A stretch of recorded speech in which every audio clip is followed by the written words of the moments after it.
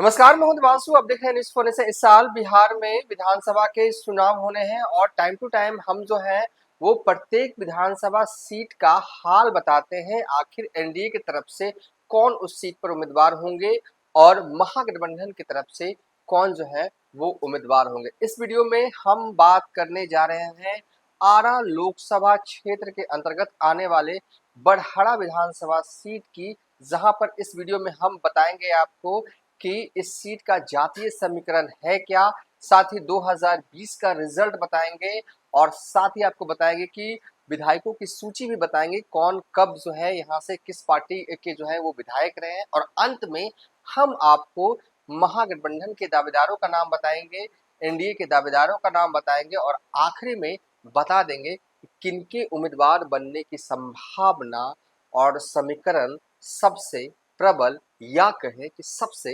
ज्यादा है। तो चलिए रियल में वीडियो अब शुरू हो रहा है। भूमिका हमने बना दी है। देखिए, बड़हरा सीट पर विधायकों की सूची वाला ग्राफिक्स हम 1985 से चला रहे हैं। इसलिए चला रहे हैं कि आज जो इस सीट से विधायक है ना, राघवेंद्र प्रताप सिंह, वो पहली बार भी विधायक बने थे इस सीट से जनता पार्टी के टिकट पर 1985 में। और उसके बाद 1990 में भी राघवेंद्र प्रताप सिंह जनता दल के टिकट पर जो है वो चुनाव लड़े थे और इस सीट से विधायक बने थे। 1995 में भी जो है वो राघवेंद्र प्रताप सिंह जनता दल के टिकट से चुनाव लड़ते हैं और बड़हरा सीट से विधायक बनते हैं।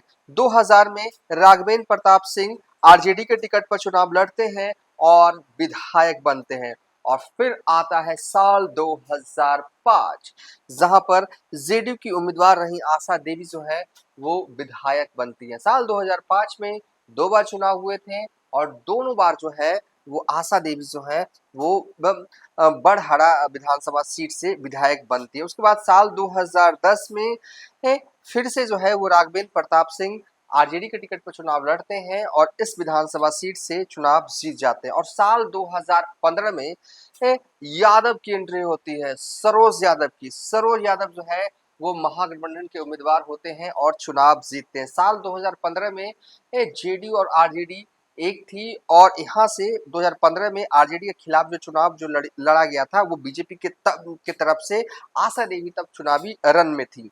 साल 2000 में राघवेंद्र प्रताप सिंह बीजेपी के टिकट से चुनाव लड़ते हैं और चुनाव जीत जाते हैं। तो यानी कि इस सीट पर एक तरह से आप कह सकते हैं है कि राघवेंद्र प्रताप सिंह का लगातार 1985 से दबदबा जो है वो बना हुआ। उससे पहले भी उनके पिताजी जो है वो इस सीट से विधायक रहे हैं।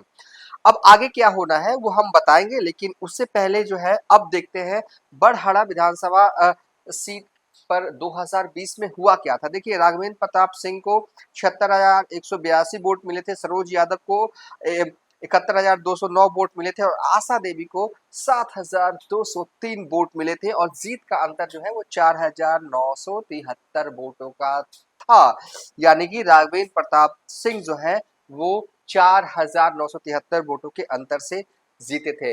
बड़हरा विधानसभा सीट का जातीय समीकरण कहता क्या है। देखिए, बिहार में चुनाव हो तो जातीय समीकरण बहुत ही महत्वपूर्ण हो जाता है और जो जातीय समीकरण हम चला रहे हैं वो मोटे तौर पर जो चला रहे हैं, यहाँ पर सबसे ज्यादा वोटर्स के रूप में आबादी जो है वो राजपूत समाज की है। देखिए, राजपूत समाज की आबादी यहाँ पर कितना है तो वो है 73,000 के करीब है। यादव समाज का वोट जो है यहाँ पर 67,000 के करीब है। दलित समाज का वोट यहाँ पर 36,000 के करीब है। मुस्लिम समाज का वोट यहाँ पर 18,000 के करीब है। ब्राह्मण भूमिहार को मिला दे तो 23,000 के करीब है। कुशवाहा समाज के लोग जो है यहाँ पर वोटर्स के रूप में यानी कि मतदाता के रूप में 15,000 है।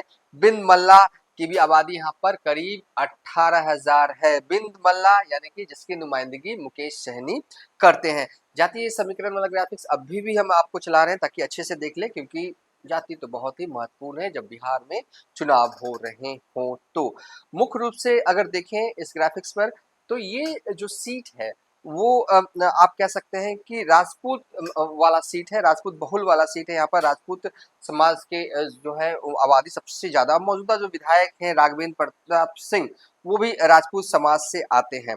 अब होना क्या है यहाँ पर, कौन होगा उम्मीदवार, ज्यादा टाइम जो है वो हम नहीं लेंगे, जल्दी जल्दी में अब हम बता देते हैं। देखिए, एक चीज और बता देते, साल 2024 में यहाँ पर क्या हुआ था। देखिए, आरा लोकसभा क्षेत्र के अंतर्गत आता है बड़हरा विधानसभा सीट। आरा लोकसभा क्षेत्र के अंतर्गत कुल 7 विधानसभा सीटें आती हैं उसमें संदेश, बड़हरा, आरा, अगिआंव, तरारी, जगदीशपुर, शाहपुर। ठीक है, यहाँ पर है या ये कि 2020 में देखिए यहाँ पर कुल जो है वो 4 विधानसभा सीटों पर आरजेडी चुनाव लड़ी थी। महागठबंधन के साइड से हम बात कर रहे हैं। संदेश आरजेडी लड़ी थी, बड़हरा आरजेडी लड़ी थी, जगदीशपुर आरजेडी लड़ी थी, शाहपुर भी आरजेडी लड़ी थी।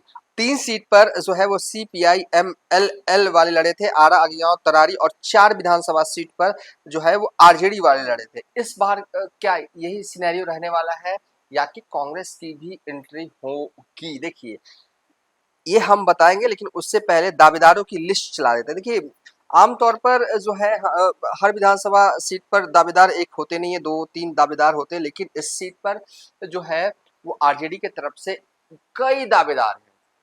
और मतलब कि देखिए आरजेडी की तरफ से रघुपति यादव जो है वो दावेदार है, सरोज यादव जो यहाँ से पूर्व विधायक है वो भी दावेदार है, सोनाली सिंह वो भी दावेदार है, मनोज सिंह वो भी दावेदार है, राम बाबू सिंह वो भी दावेदार है, आशा देवी का नाम ले रहे थे कि पूर्व विधायक रही हैं, 2005 में दोनों बार चुनाव हुआ, वो यहाँ से जेडीयू के टिकट पर चुनाव लड़ती हैं। हालांकि बाद के वक्त पिछले चुनाव जो है वो 2020 वाला निर्दलीय चुनाव लड़ती हैं। 2015 में जब विधानसभा के चुनाव हो रहे होते हैं बड़हरा में, वो जो है वो बीजेपी के टिकट पर चुनाव लड़ती है, और 2010 का चुनाव भी उन्होंने लड़ा था, लेकिन जीत नहीं जो है वो पाई थी। इस बार भी उन्होंने ऐलान किया है कि वो चुनाव लड़ेंगी। कैसे लड़ेंगी ये अभी क्लियर नहीं किया, लेकिन लड़ेंगी। तो इस लिहाज से आशा देवी भी जो है वो कहा जा रहा है कि आरजेडी की तरफ से प्रयासरत है। बीडी सिंह मौर्य के मैनेजर, पटना के नामी गिरामी होटल है उसके मैनेजर भी लगे हुए हैं, और एक बार हमसे लिफ्ट में टकराए भी थे, तो हमने पूछा भी था कि बड़हरा लड़ेंगे आप? तो उन्होंने कहा था बिल्कुल लड़ेंगे, जो पार्टी टिकट देगी तो हम बिल्कुल लड़ेंगे। तो ये दावेदार तो आरजेडी के तरफ से है, और एक इतने सारे दावेदार हैं, एक दो और दावेदार हैं जो आरजेडी की तरफ से, यानी कि आप कह सकते हैं कि कई दावेदार हैं आरजेडी की तरफ से। और सबसे बड़ी समस्या तेजस्वी यादव के पास यहाँ उत्पन्न हो रही है कि सीट आखिर दे तो दे किससे? मतलब कि एक को नाराज, एक को देंगे तो एक नाराज, दो नाराज नहीं होंगे, कई सारे नाराज होंगे। तो ये थोड़ा सा मसला है। और दूसरी तरफ अगर महागठबंधन के खेमे में ये है कि कांग्रेस चाहती है कि आरा लोकसभा क्षेत्र के अंतर्गत वो उन्हें एक कम से कम विधानसभा सीट जो है वो दी जाए। और जो मेरे पास सूत्र के हवाले से जो जानकारी है जो हम इस वीडियो में साझा करने जा रहे हैं, ये लगभग तय है कि आरजेडी जो है ये सीट जो है स्विच कर रही है, यानी कि ये सीट जो है वो कांग्रेस को देने जा रही है। जो हमारे पास जानकारी है उसके हिसाब से 2025 में कांग्रेस जो है वो 70 सीटों पर तो चुनाव नहीं लड़ने जा रही है। नंबर्स कितने घटेंगे? तो नंबर्स जो घटने की संभावना है 55 से 60 सीटों के बीच में जो है वो नंबर्स रहने की संभावना है। और अ, और बड़हरा सीट जो है आरजेडी छोड़ने वाली है कांग्रेस के लिए, क्योंकि कांग्रेस चाहती है कि आरा में भी जो है वो चुनाव जो है वो लड़े, आरा लोकसभा क्षेत्र के अंतर्गत आने वाले विधानसभा सीट पर। तो इस लिहाज से, और दूसरा ये है कि कहीं ना कहीं तेजस्वी यादव और लालू प्रसाद यादव को ये लग रहा है इतने सारे दावेदार हैं, इससे अच्छा है कि ये सीट जो है अपने सहयोगी पार्टी को दे दी जाए।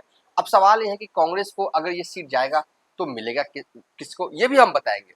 लेकिन उससे पहले बता दें कि बीजेपी की तरफ से कौन कौन दावेदार थे। एक तो कहावत है कि सीटिंग और सेकंड ही सबसे प्रबल दावेदार होते हैं। सीटिंग यानी कि जो सीटिंग विधायक होते हैं वो प्रबल दावेदार होते हैं, और सेकंड यानी कि जो बीते चुनाव में जो सेकंड नंबर पे आते हैं वो जो है वो दावेदार जो है वो प्रबल होते हैं।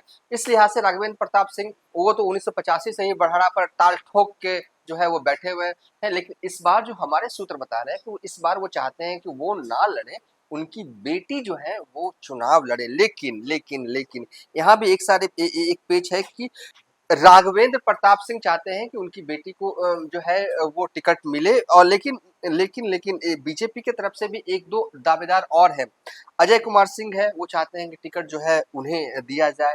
तो एक और दावेदार है छोटू सिंह है, जेडीयू वाले, जो हमेशा आपको सीएम नीतीश कुमार का कार्यक्रम कहीं भी लगे वो अगल बगल में दिखते हैं। छोटू सिंह एक तरह से आप कह सकते हैं कि जेडीयू के लिए जाना पहचाना नाम है। है वो चाहते हैं इस सीट से चुनाव लड़ना। हालांकि मिल पाना कितना मुश्किल वाला खेल है, क्योंकि ये सीट बीजेपी के लिए है। बीजेपी छोड़ेगी क्या ये सीट जेडीयू के लिए, ये बड़ा सवाल है। जो अभी तक हमारे पास अपडेट है एनडीए के हवाले से वो ये है कि ये सीट बीजेपी के पास ही रहेगी। और लड़ेगा कौन, ये अभी तो ज्यादा संभावना, प्रबल संभावना ये राघवेंद्र प्रताप सिंह के खेमे में ही जो है ये सीट जानी है। और महागठबंधन के साइड अपडेट ये आ रहा है कि ठीक है, इतने सारे दावेदार हैं, इसलिए तेजस्वी यादव और लालू यादव ये सीट जो है वो कांग्रेस को देने जा रहे हैं। और दूसरी तरफ कांग्रेस की डिमांड भी थी कि हमें जो है आरा में एक विधानसभा सीट जो है वो दी जाए, और दूसरा कोई ऐसा ऑप्शन था नहीं आरजेडी के पास। तो आरजेडी जो है, हमारे सूत्र बता रहे हैं, ये सीट जो है वो कांग्रेस के पास जो है वो जा सकती है, इसकी संभावना जो है वो प्रबल है।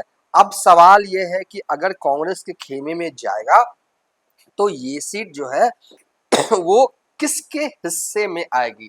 देखिए, एक कांग्रेस में एक पुराने कार्यकर्ता है, युवा है लेकिन शुरू से ही जो है वो कांग्रेस से जुड़े रहे हैं, बड़हरा विधानसभा सीट से ताल्लुक रखते हैं। उनका नाम है रणजीत यादव, और कहा जा रहा है कि कांग्रेस की तरफ से इन्हें जो है वो टिकट जो है वो मिलेगा। क्यों मिलेगा भाई? तो उसके पीछे देखिए, ये अगर सवाल का जवाब अगर तलाशा जाए तो इसलिए मिलेगा क्योंकि देखिए ये लगातार 1997 में एसयूआई जिला महासचिव जो है वो आरा का बनते हैं। 1999 में प्रदेश कोषाध्यक्ष युवा कांग्रेस के बनते हैं, और लगातार पार्टी के सक्रिय कामों में जुड़े जो है वो रहते हैं। और अगर बात करें तो इनकी माँ जो है वो पार्षद रही है, मुख्य पार्षद रहे, इनके भाई जो है वो पार्षद है। ये सब बायोडाटा वाले बात है, वो हिसाब किताब नहीं है। जो मेरे पास जानकारी है कि कांग्रेस के प्रदेश अध्यक्ष राजेश राम ने कुछ दिन पहले इन्हें बुलाया था और कहा था, कुछ दिन पहले का मतलब ये नहीं कि 1 महीना पहले, बस मतलब 1 हफ्ते पहले की बात मैं कह रहा हूँ, बुलाया था और कहा था कि आप तैयारी कीजिए, इस बार ये सीट जो है वो कांग्रेस के हिस्से जो है वो आ रही है। तो ओवरऑल इस वीडियो में हमने ये बताया कि आखिर महागठबंधन की तरफ से उम्मीदवार कौन होगा। देखिए, पहला अपडेट तो हमने ये दिया कि ये सीट जो है पर आरजेडी चुनाव नहीं लड़ेगी, इसकी संभावना जो है वो ज्यादा है। इस सीट पर जो है वो कांग्रेस वाले चुनाव लड़ेंगे। वजह दो, वजह एक ये कि इस सीट पर आरजेडी की तरफ से दावेदार कई थे, और दूसरी वजह ये है कि कांग्रेस चाहती थी कि आरा में उन्हें जो है वो विधानसभा सीट मिले जहां से वो चुनाव लड़े, तो ये सीट मुफीद जो है वो लगी है। तो कहीं ना कहीं महागठबंधन की बैठकों में ये इंटरनल तौर पर ये शट हो चुका है कि बड़हरा विधानसभा सीट जो है वो कांग्रेस के खेमे में जो है वो जाएगी। एनडीए के साइड ये है कि दावेदार तो हैं कई, लेकिन अंततः लग ये रहा है कि राघवेंद्र प्रताप सिंह की तरफ ही टिकट जो है वो जाएगा। और ऐसा संभावना भी लग रही है कि राघवेंद्र प्रताप की तरफ जो है वो बीजेपी का टिकट जाए, और इसकी भी संभावना है कि राघवेंद्र प्रताप सिंह जो है अपनी बेटी को यहाँ से चुनाव लड़वाए।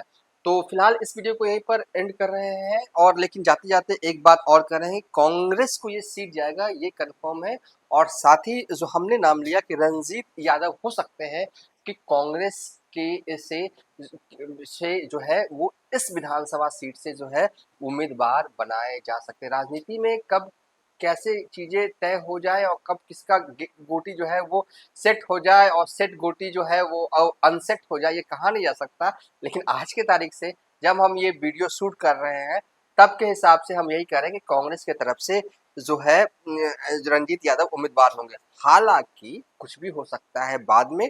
और बीजेपी की तरफ से आप ये तय मानिए कि राघवेंद्र प्रताप सिंह ही जो है उम्मीदवार होंगे। अगर वो नहीं होंगे तो उनकी बेटी होंगी, क्योंकि एक तरह से दबदबा है भाई साहब उनका इस विधानसभा सीट पर। 1985 में पहली बार विधायक बने थे और 2020 में भी बने रह गए। मतलब कि ये कोई मतलब कि छोटी बात नहीं है, बहुत बड़ी बात है। तो चलिए इस वीडियो को यहीं पर वाइंड अप करते हैं।